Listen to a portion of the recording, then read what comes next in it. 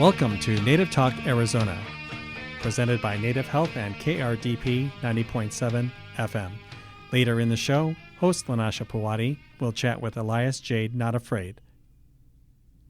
But right now, Lanasha talks with Dr. Marla Yazzie, pediatrician at Native Health. I'm host Lanasha Pawadi. In the studio is Dr. Marla Yazzie, pediatrician at Native Health, who will tell us all about pediatrics. Hello, Dr. Yazzie. It's an honor to have you on our show today. Hello. Thank you for having me on your show. And before we get started, can you tell us a little bit about yourself and your background? Sure. My name is Marla Yazzie, like you said. I am a board-certified pediatrician. I was born and raised in Fort Defiance, Arizona. I attended medical school here in Arizona as well. I did my pediatric residency back in New England, and I came back. So. Oh, wow, that's so amazing. And how did you start your journey as a pediatrician? Well, it's kind of funny to say this, but I knew at a young age that I wanted to do medicine. I had a mentor who was actually my own pediatrician. He was instrumental in showing me steps in the process of how to become a pediatrician. So I kind of focused on that basically forever. I did dabble in possibly going into another science field or an engineering field, but ultimately I kept coming back to medicine and patient care. So my journey to becoming a pediatrician was difficult. Mm-hmm. But definitely I had the support of my family with me. I went to college as an undergrad, and initially I was a biology major, but I had no support in the biology department nor in the pre-med staffing. I did find some very amazing anthropology teachers who were very supportive of me in my career. And I found out that you don't have to be a science major to become a physician. Mm-hmm. So I actually majored in anthropology, and I had the most amazing professors who were so supportive of my journey. They knew that I wanted to go into medicine, and they helped me along my path to becoming strong academically, not specifically in the sciences, but all around, mm-hmm. which I think was key in getting into medical school. I also did several summer programs since the age of 13. I think since 7th grade, mm-hmm. I had been going to different science and engineering summer programs. And I actually did one right after I graduated college, which was a pre-med summer program that taught us how to take the MCAT, which is the medical college admissions test. It also gave us some experience in shadowing physicians. And that was really also instrumental in kind of reaffirming that I wanted to do medicine and patient care. So when the time came, I was able to take my science courses at a local community college. I was able to study for and take my MCAT exam and apply for medical school. So it was tough. It was what they call a non-traditional route, but it was definitely affirming, and I just kept proving to myself that not only could I do it, I wanted to continue doing it. Oh, wow, that is amazing. And it's so great that you had all those mentors along the way to help keep you motivated and push you to become the pediatrician you are today. Dr. Yazzie, what helpful tips do you have as a pediatrician that you could share with us? Helpful tips in terms of pediatric healthcare or what? Yeah, we could do, what are helpful tips that you have as a pediatrician, maybe for those that are wanting to go into a career to become pediatrics? Okay, so some helpful tips, like kids. You definitely have to have a experience with children.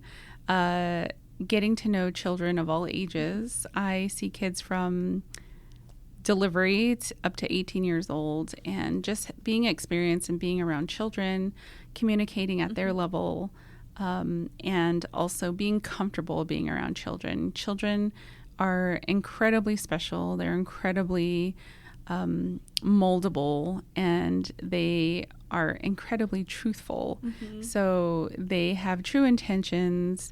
They cry when they hurt. They laugh when they feel better. There's no gain. There's no, they don't try to trick us. So I think that's one of the things that I really like about doing pediatrics. And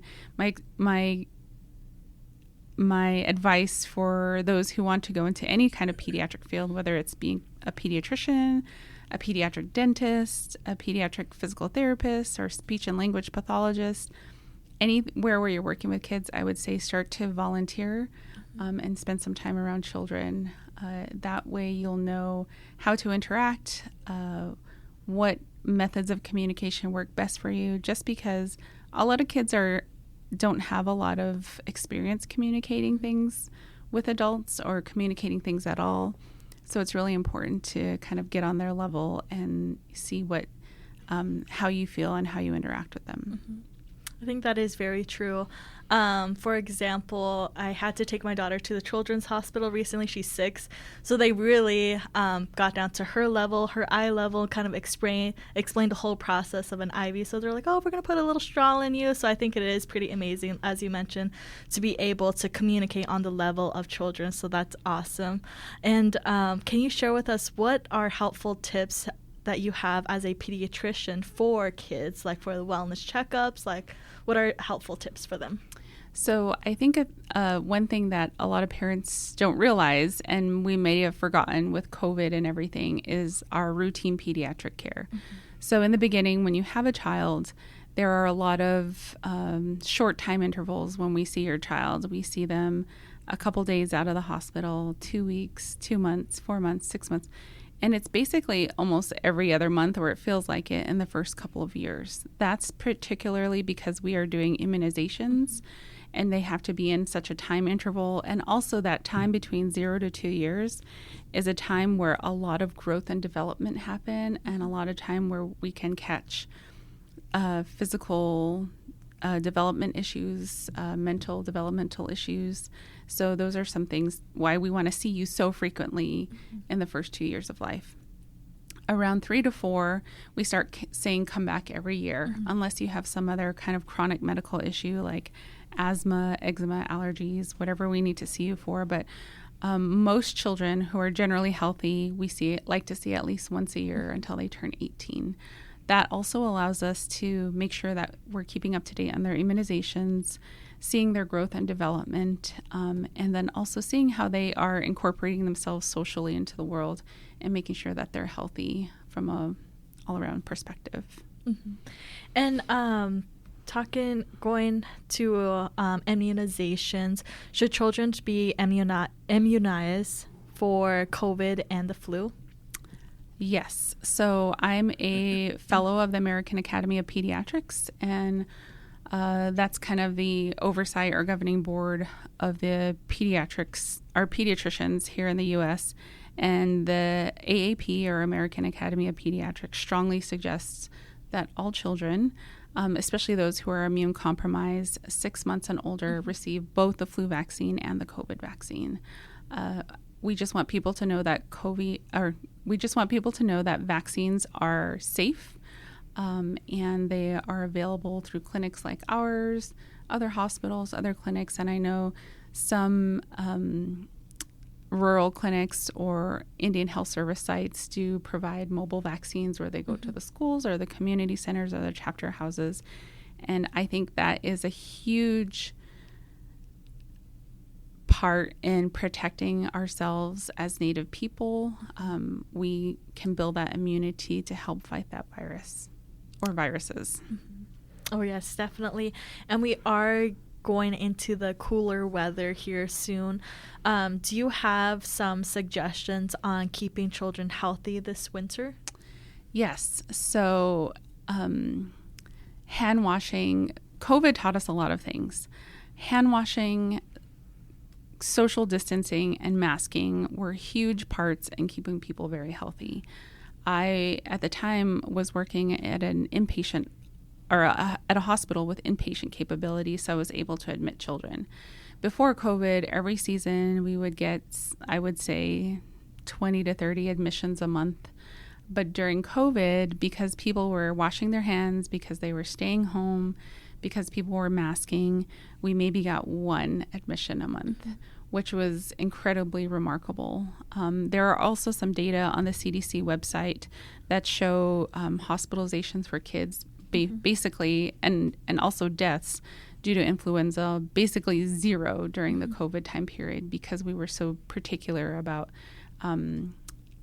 keeping safe and staying home and avoiding people. So my advice to those, I know it's hard now because everybody's back in school, masking is not mandated anymore, but I would say still continue your hand washing, stay home if you're sick. If you're coughing or you need to be out, I would recommend you use a mask at the time you're sick. And then if you're not sick or you're not having any symptoms, then you can remove that mask. That's just my personal opinion. Some people may feel a little bit different, but I think that it really works, and it really helps protect those in our community that are very young and very old. And those populations are incredibly important to us and to all communities. I think we need to protect our very young and our very old. Oh, yes, definitely. And Dr. Yazzie, I know you're currently seeing patients here at our central location, and soon you will be seeing patients at the Mesa location. Can you let our listeners know just some of the services that you provide at our locations? Yes, so I am currently here at Central, and I believe in the next few weeks I'll be heading over to Mesa. So I'll split my time between here and Mesa. I'm here to see, like I said, any child 0 to 18 years old. I do see kids who are well-born kids that are newborn right out of the hospital. We do weight checks, lab results, feeding, seeing how that's going, immunizations, routine developmental screening. We can also do special referrals if we feel like somebody needs a referral for like an autism diagnosis, or somebody needs a referral for orthopedics. Because we are the primary care center, we try to navigate things on our own, and if we need help, then we start to reach out to those specialists. So we're able to do all those things: well visits, sports physicals, sick visits, immunization updates, concerns about behavioral or development, concerns about feeding, anything at all we're able to see. The only thing we aren't able to see, obviously, are life-threatening emergencies. We are trained to handle those in a clinic setting, but ultimately those kids are the kids that are going to be going out by ambulance. That's awesome. And Dr. Yazzie, if somebody maybe just had a newborn and they're looking for a pediatrician, what are questions they should be asking themselves, like on how to find a pediatrician? How do they know who the right pediatrician is, the right one for them? So that's a good question. I would say you can start by asking the pediatrician that's seeing your child in the hospital. Typically, where a mother delivers, after delivery, they have a pediatrician come and examine the baby, go over routine things such as their hepatitis B vaccine, congenital heart screen testing, and hearing screen. If you feel comfortable with that particular pediatrician, if you feel like there's a connection, if you like their style, definitely you can ask them, hey, would it be okay if I take my child to your clinic? Or are you taking new patients so that, you can be my child's pediatrician? If you don't feel that connection, don't feel bad. Nobody takes it personally when somebody doesn't want to see you. But what you can do also is just talk to your friends and family. Maybe you have a cousin or a sister who loves their pediatrician. Or you can reach out to, if you are an enrolled member and you want to go to IHS, you can always call their clinic and, see somebody who has an opening. Or you can come here to Native Health. You can call us. We have 2 pediatricians on staff now, as well as family medicine practitioners and physicians. So just kind of feeling that right connection with your pediatrician, I think, is important. Sometimes you'll hit it the first time.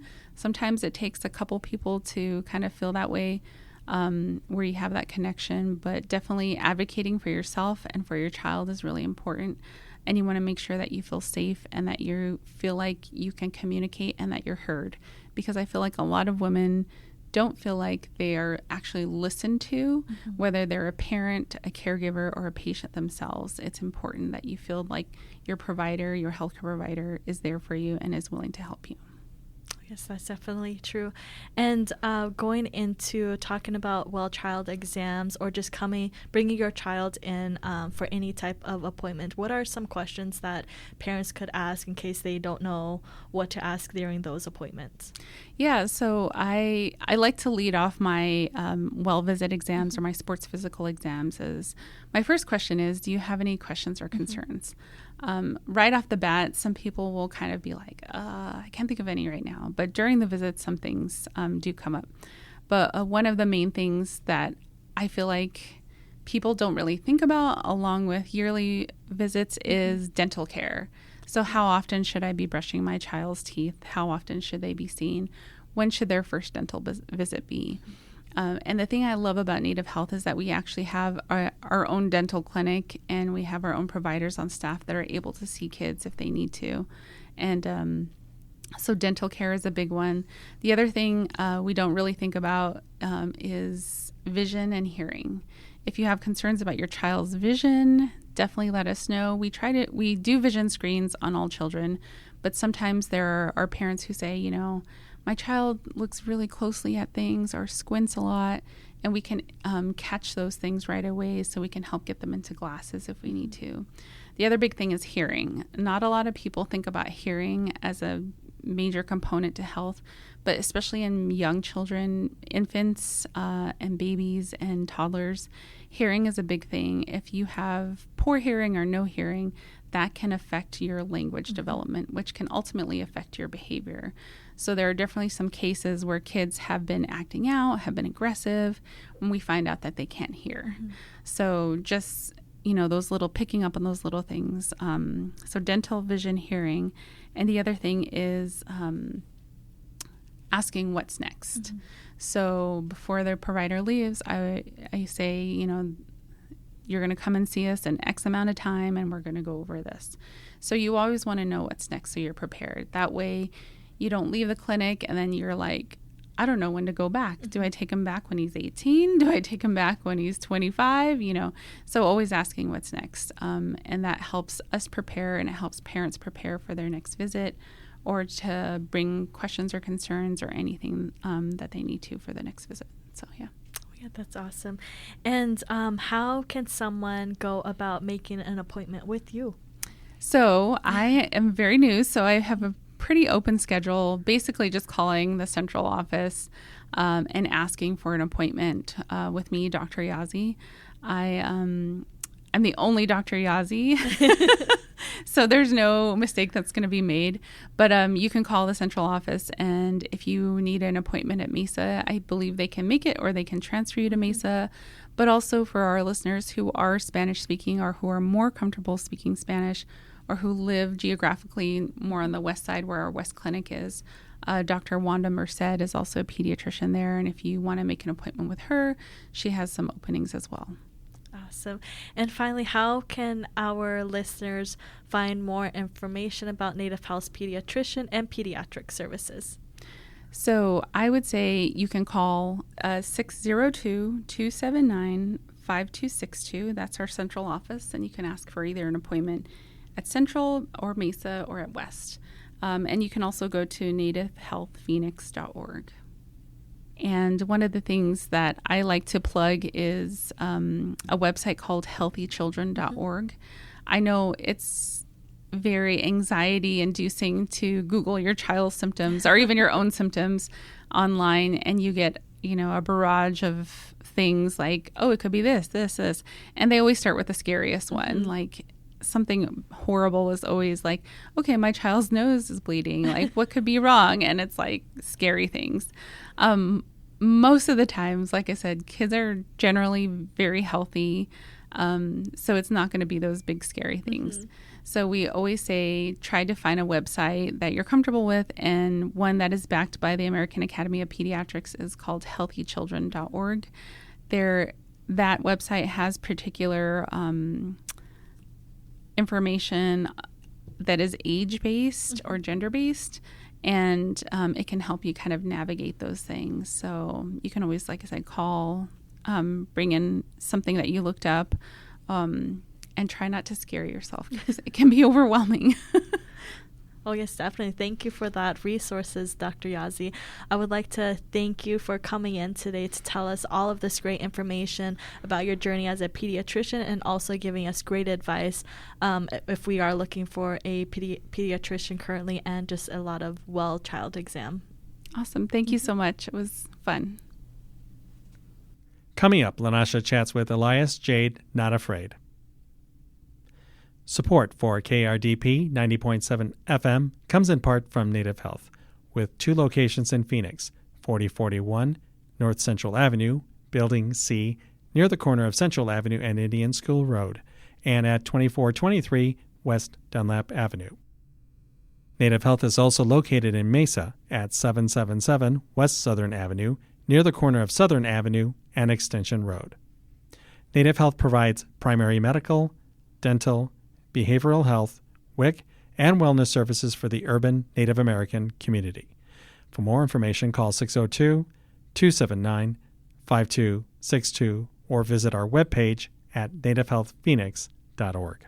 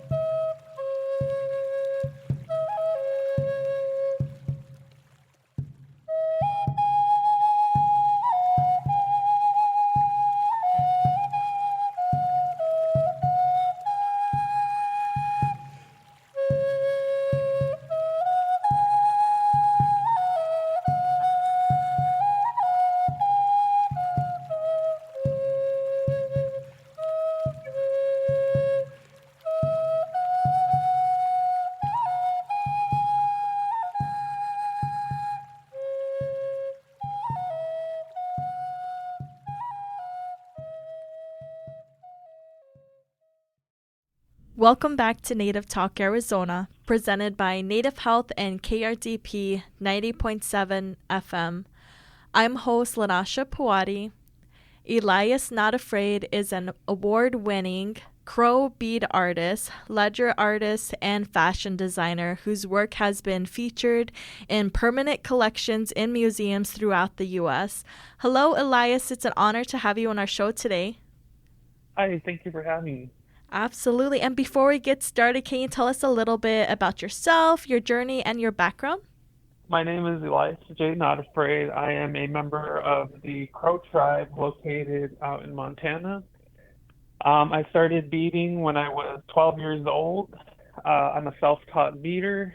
I like living out in Montana on the reservation, like being away from people, like it's kind of boring at times during the winter. So, just one day I picked up my great-grandmother's materials and started teaching myself how to do the 2-needle applique beading technique, and then it just kind of took off from there. So I started out doing beadwork and then just slowly learned different techniques, different mediums while just kind of on this journey.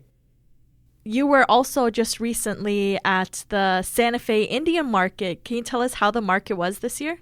Yes, it was actually really good compared to last year when it was raining, but it was still a pretty good market. It was my first time doing the fashion show with Santa Fe Indian Art Market. And then also, I think it's my 8th or 9th year doing Indian Market. I've been doing it since 2016 and been doing it every year. So it was a really good market this year and got to visit a lot of my friends that I hardly get to see in person. So it was a really good turnout. Oh, wow. That is so amazing. And I know one of your features in your fashion show, you showcase like your first time dress made out of elk tooth. Well, actually, it's a dress that's made with bone and antlers that are carved into looking like elk teeth. The Cree Indians, like up in Canada and stuff, they used to come down and trade different types of things, and a lot of things that they would bring down were these bone carved elk teeth, and they would trade them with pros for like beadwork or other items. And because elk teeth are kind of hard to come by, you only get like one set, like 2 teeth per elk. So a dress consists from 100 to like some that have done were like there's 500 teeth on the dress. And so that those types of dresses haven't been made for like I think it was over 100 years. That Hunter, this historian Hunter Oldout, she kind of posted a little bit about it. And so I just thought it would be cool to do something like that. I've never made an elk tooth dress, and that was my first time doing it. So it took me a while to just collect enough of the bone carved teeth and to make the like to put the dress together.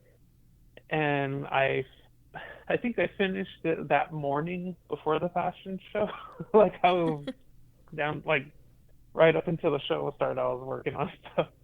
Oh wow, that is so remarkable as well, how you were able to create that amazing piece, and also just in time for the fashion show. Speaking about the fashion show, can you tell us more about how the fashion show went?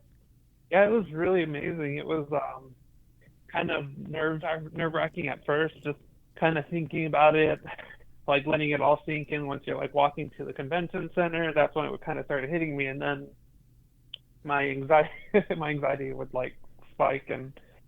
But I had an amazing team with me. My mentor and her mom actually helped me, like kind of assist me through it, because she was also part of the fashion show on Sunday.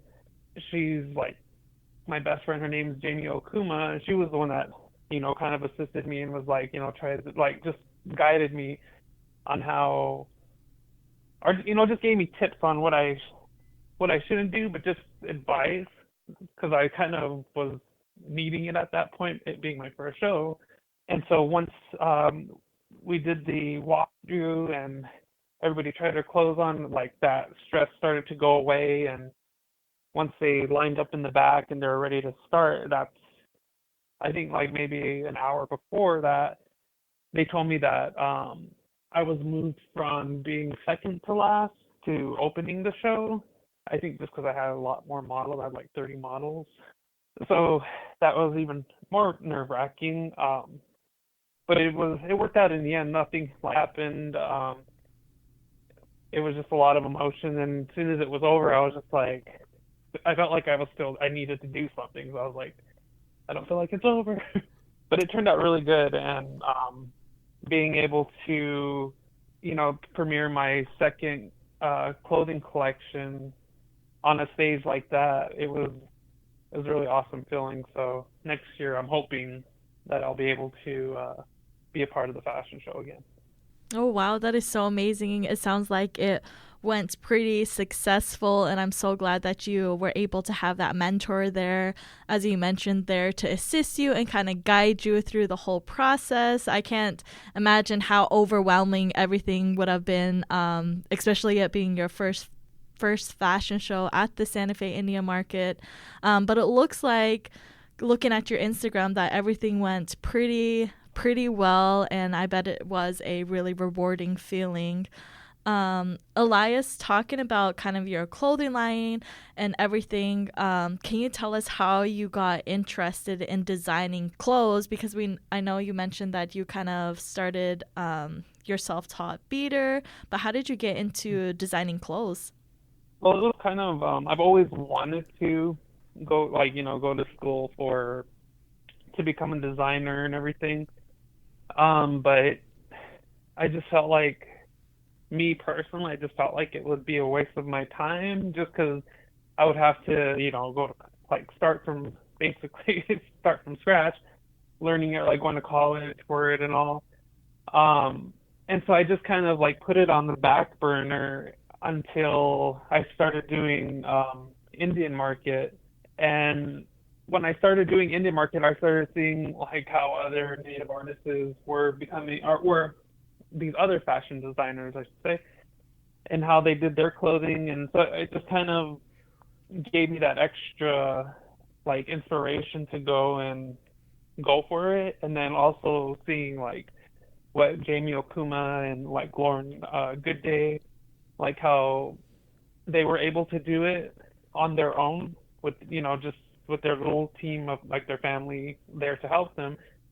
So I just went for it, and I did the first thing I had to do was like learn how to use Photoshop, because I wanted to use my beadwork as like the imagery of my beadwork to be like on the fabric, like a print. And in order to do that, you have to know how to use or do photography, and then also use Photoshop, or you could just hire like a graphic designer. But I like to do things myself, so I taught myself within a year back in 2018 to 2020.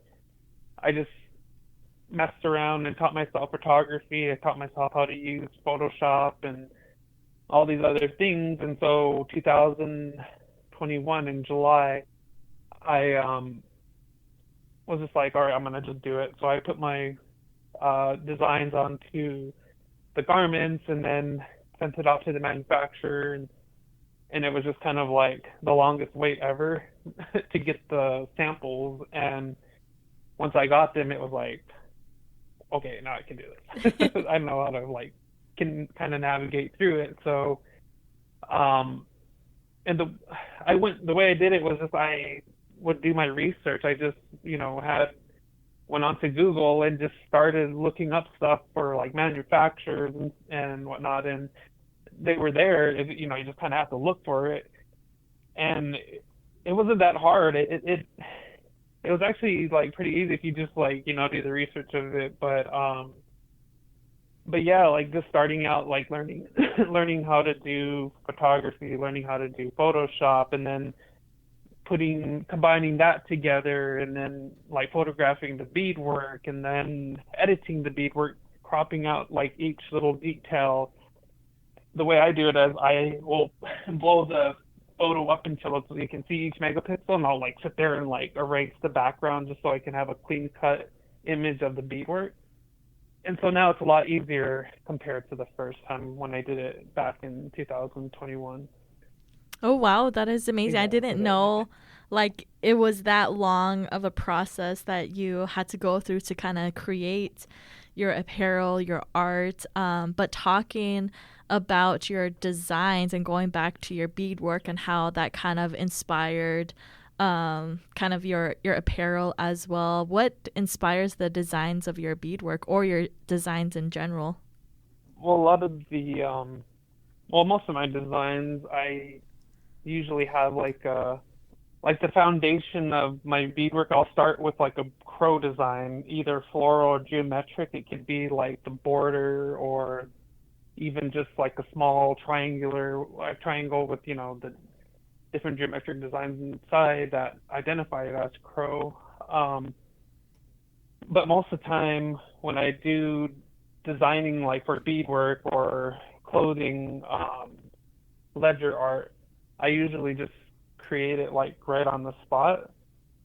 So like if I'm doing geometric designs with beadwork, I'll just draw a triangle design like on graph paper and make sure that it's even on both sides. And then just leaving those lines like an hourglass design. And then when I start beading, I'll do the outline. And then when I go in, I'll start filling in the design and color as I work on it. If I sit and plan the colors out, the design, I'll be like sitting here forever just planning things out. So it's easier for me to just kind of like freehand everything. And I've been doing that since like I was like a young beater, just because it was always hard to find inspiration, and because I didn't have like a computer or anything back then. So I would just go off of what I would see. So like I would see flowers and like certain colors together, and I'll be like, oh, I could put that together, and like I'll just like scribble something on paper, and then later on start like drawing it out, because like I can see it in my head, but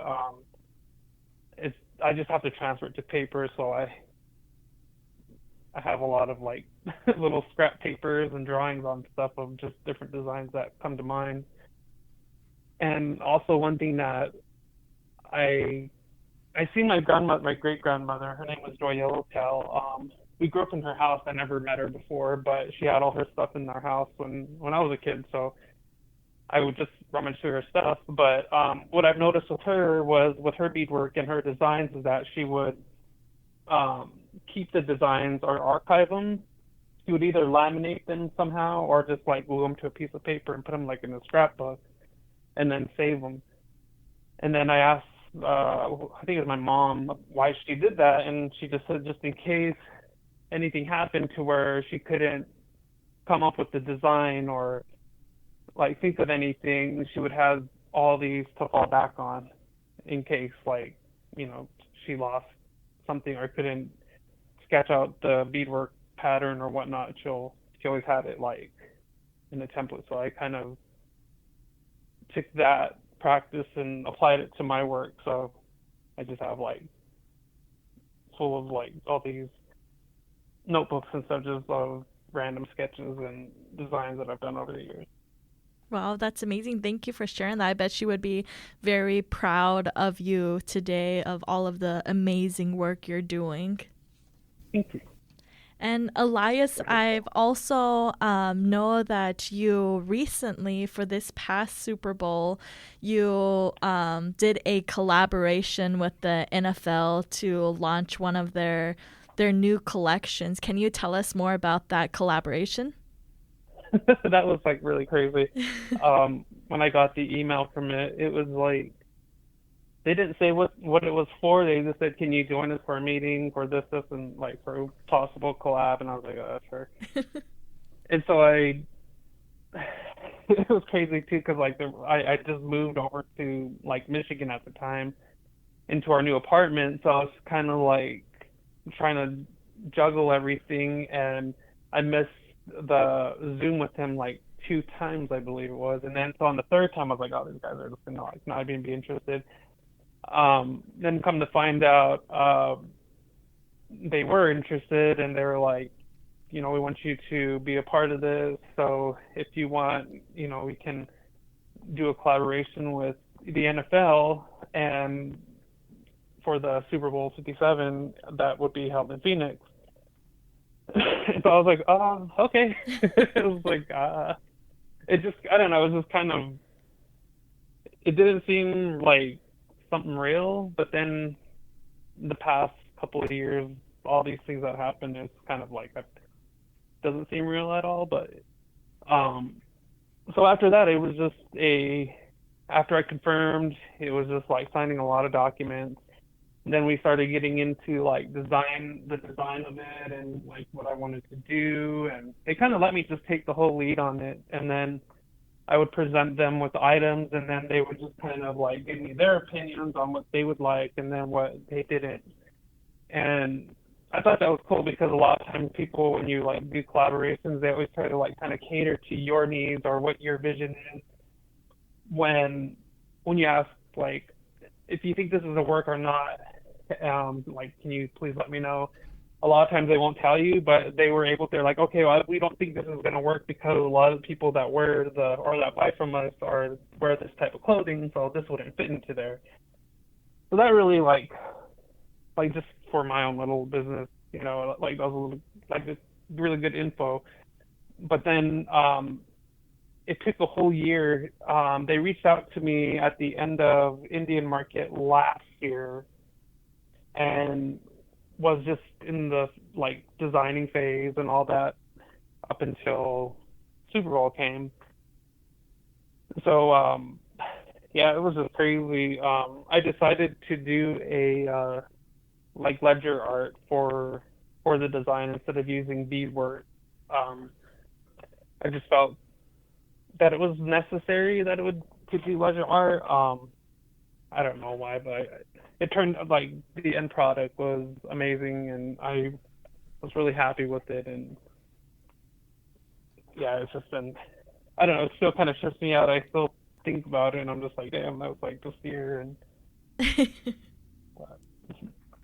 Well, I can't imagine how overwhelming that must have been as well, but really rewarding at the end, just at the end of your collaboration, just knowing that you actually did a collaboration with the NFL and all of your beadwork came out amazing and your artwork came out amazing and you got more traction to your company. So that is so amazing. And talking about big works, collaboration that you have done and accomplishments, I noticed that you also, one of your collection that is at the Met Museum, your beaded cradle board, the life after death. Can you tell us more about that? Because I noticed on there you said that it took you 2 years to make. Mhm. Yeah, the cradle board. When I started it at the time, I was living out in on the Navajo Res. I was living out in Delcon, Arizona. Well, I used to live in Whitecomb, but we moved to Delcon, and I started it there. Like I had the whole idea and design and everything came to me when I was there, and it was like kind of in an area like I started it in a like really rough time of my life. Like because it was 2018 when I like first did the design. I put it onto the stencil. I drew out the whole template for the cradle board, like for measurements, the straps, the headboard.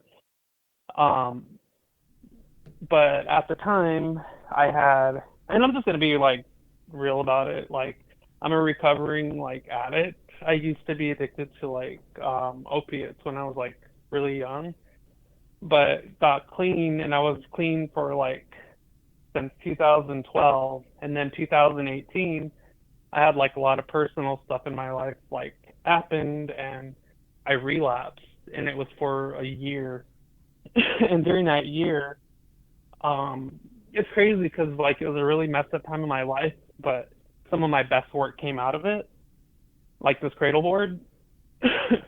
And so I ended up getting like enrolled myself into treatment at the Southwest Behavioral Health out in Flagstaff. I went there, got clean, got back onto my sobriety journey, and been on it since.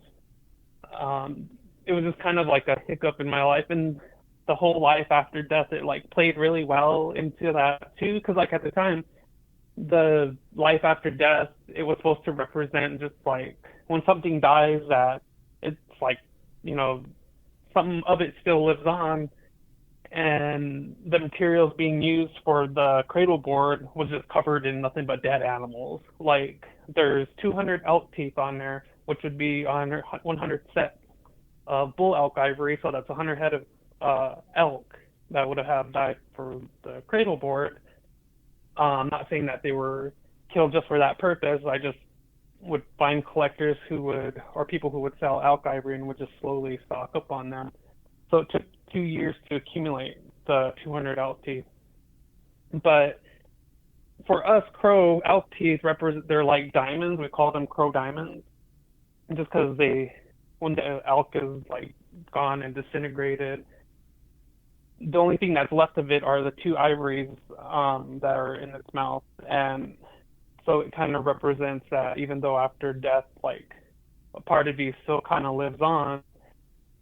And that's what the skull inside the rose kind of represents, which is in the center of the beadwork, is that like kind of represented death, and then out of it just came like, you know, the flowers.